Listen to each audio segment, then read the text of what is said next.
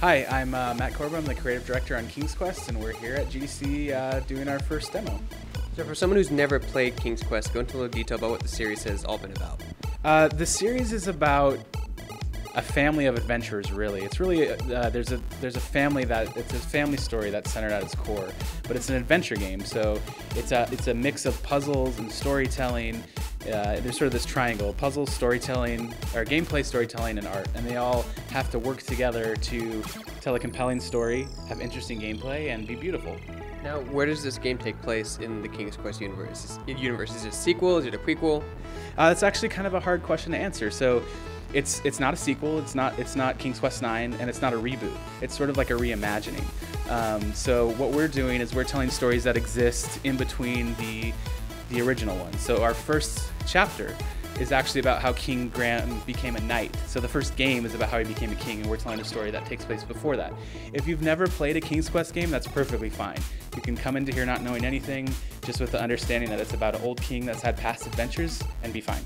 If you have played, though, and you're a big fan like I am, you're going to get all these references. The jokes work on they're still funny, but if you've played the games before, you're going to understand, like, oh, that's a reference to King's Quest 3, or that's this character in King's Quest 4, and you'll sort of have a lot of fun with a lot of the Easter eggs that are in the game.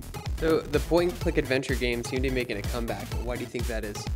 I think it's just because they went away and they've been along for so long, and people want them back. And I think, the things that other people have done in the genre have allowed us to tackle a game like King's Quest, and we would never be able to make it if there wasn't the Telltales around and the Double Fines around doing what they've been doing the past couple of years. We, as the Odd Gentlemen, have been trying to do a game like this for years.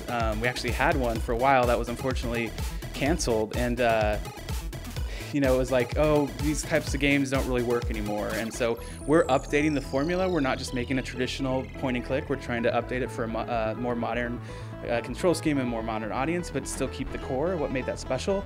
And we're just excited to be a part of it, and hopefully we can continue to make this games for not only for us, but for everybody that wants to make games like this. And when can people play King's Quest, and what platforms will it be on? A lot of platforms. It's going to be on Xbox One, Xbox 360, PS3, PS4, and PC at launch. And right now we're saying fall, this fall, but I think we're going to be updating with a more exact release date in the next couple of weeks.